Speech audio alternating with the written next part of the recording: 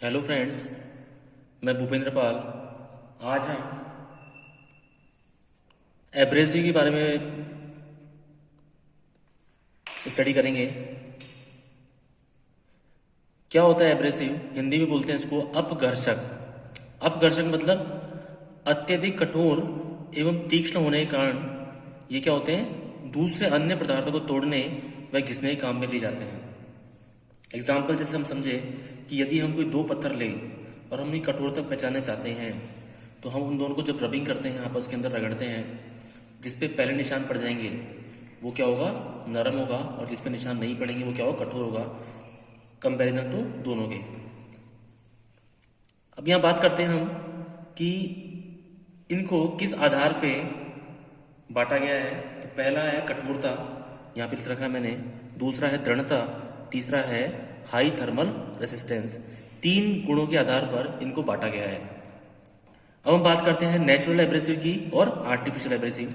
Natural abrasive जो हमें प्रकृति से प्राप्त होते हैं, तबकि आर्टिफिशियल एब्रेसिव जो इंसान द्वारा बनाए गए हैं लैब के अंदर, इनको आप मैन मेड बोल सकते हैं, या फिर लैब के अंदर सिंथेसाइज किया गया है या बनाया गया है। अब हम बात करते हैं नेचुरल एब्रेसिव की। हमें ये तो पता पड़ गया कि तीन पैरामीटर है, कठोरता, दृढ़ता और हाई थर्मल रेसिस्टेंस के आधार पर इनको डिवाइड किया गया है। तो हम पहले बात करते हैं डायमंड की। डायमंड यहाँ पे सबसे कठोर एब्रेसिव माना गया है नेचर का। और आप देखें कि इसकी एब्रेसिव निकालने का एक क्या होता है, स्केल होता है, जिसको बोलते हैं मो स्केल। मैंने यहाँ नीचे भी मेंशन किया है मो स्केल।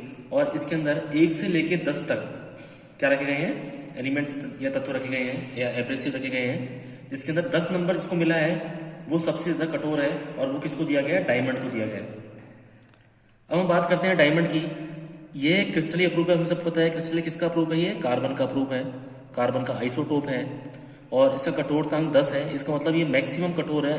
अगर ये भी पूछ जाए कि प्रकृति में सबसे कठोर कौन सा है, तो आप बता सकते हैं क्या है, डायमंड सबसे कठोर है। और यह किसी भी अन्य पदार्थ को आसानी से क्या करता है, काट सकता है। उदाहरण के तौर पे इसका उपयोग ज्यादातर ग्लास कटर के रूप में इसका उपयोग किया जाता है। सेकंड हम जो बात करें वो है कोरेंडम। कोरेंडम फॉर्मूला होता है इसका SiC। और ये क्या होता है, क्रिस्टलीय Al2O3 का क्या होता है, अप्रूव होता है। कठोरता क्रमांक इसको कितना दिया गया, 9 दिया गया। यह अपारदर्शी और क्या होता है, अपधर्मी होता है, अपघर्षी होता है। एग्जाम्पल, इसको भी धातुओं एवं कांचों काटने में उपयोग में किया जाता है। थर्ड हम बात करेंगे emery. Emery corundum plus magnetite का क्या है, मिश्रण है, Al2O3 प्लस Fe3O4। यह 3 प्रकार का होता है, ग्रेसीन, टर्किश और अमेरिकन। Al2O3, Fe3O4 और Fe3O4 दोनों तीनों दिया, 3 दे दिए, ग्रेसीन दे दिया, तथा इनका उपयोग कपड़ा उद्योग व कागज उद्योग में किया जाता है। नेक्स्ट 4th नंबर हम बात करते हैं गार्नेट की।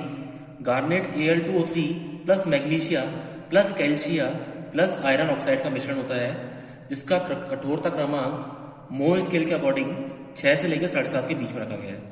और सबसे बड़ी बात है कि इसके अंदर जो थर्मल रेसिस्टेंस पावर होती है वो क्या होती है, बहुत अधिक होती है।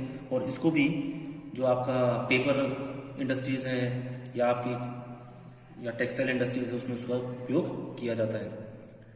नेक्स्ट हम बात करते हैं क्वार्ट्स की। क्वार्ट्स क्या होता है, SiO2 होता है, और ये बिल्कुल सिमिलर है किसके, गार्नेट के, बिल्कुल सिमिलर है 4-5 जो मैंने।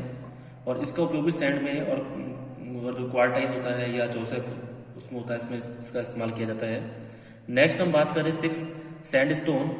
सैंडस्टोन का फॉर्मेशन सिलिका से किया जाता है, और इसका उपयोग औजार की जो धार होती है उसको बनाने में इसका उपयोग किया जाता है।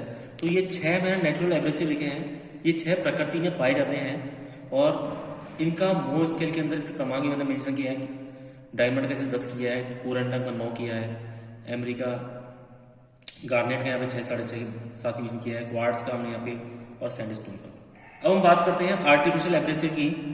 आर्टिफिशियल एब्रेसिव जो इंसान ने खुद ने बनाए, पहला इसमें रखा गया है सिलिकॉन कार्बाइड, कार्बोरेंडम। वो क्या था, कोरेंडम था, और ये क्या है, कार्बोरेंडम है। इसका फॉर्मूला होता है SiC, और इसका फॉर्मूला होता है कार्बोरेंडम। ये क्रिस्टलीय होता है Al2O3 का। SiO2 प्लस 3 कार्बन की रिएक्शन कराई जाती है और 36 घंटे तक रिएक्शन चलती है और क्या बनता है, कार्बोरेंडम बनता है। और इसका मोल स्केल देखिए 9.5 रखा गया है, मतलब लगभग डायमंड के पास आता है ये भी कठोरता के अंदर। और इसको दूसरा नाम क्या है, क्रिस्टलोन से भी नाम से जाना जाता है। और इसका उपयोग धातुओं को पीसने में, जो बहुत मजबूत धातुएं हैं, कठोर धातुएं हैं, उनको पीसने में इसका उपयोग किया जाता है। नेक्स्ट हम बात करें सेकंड नंबर, एलॉक्साइड। एलॉक्साइड Al2O3, कोक मतलब कार्बन, प्लस Fe के टुकड़ों को मिलाकर Al2O3 का सॉलिड बनाया जाता है। ठीक है, मतलब Al2O3 है, आपका कोक है और Fe, इन तीनों ये दोनों मिलकर क्या करते हैं, इसकी स्ट्रेंथ को बढ़ाते हैं।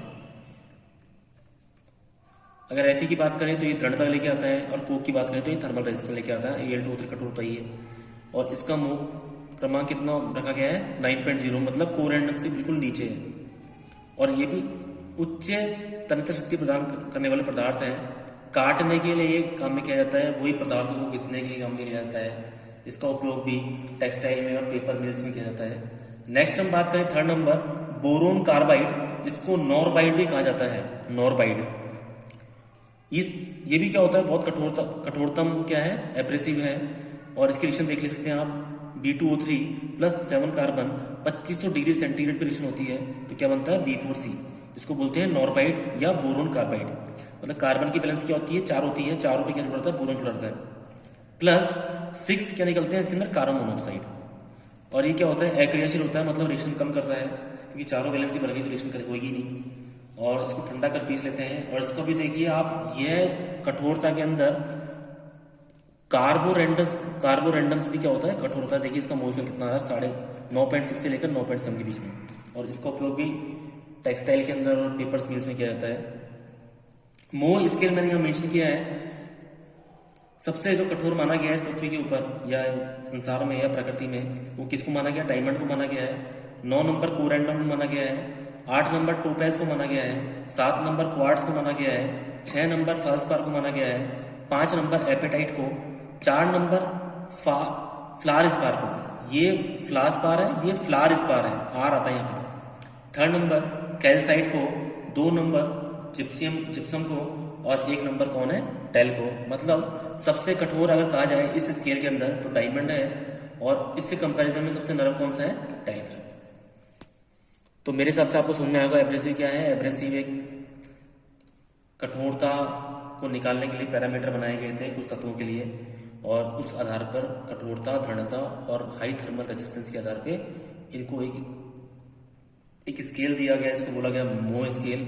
मोह स्केल में इनका कठोरता अंक इनको प्रदान किए गए, उस कठोरता अंक को हमने आज डिस्कस किया। Thank you.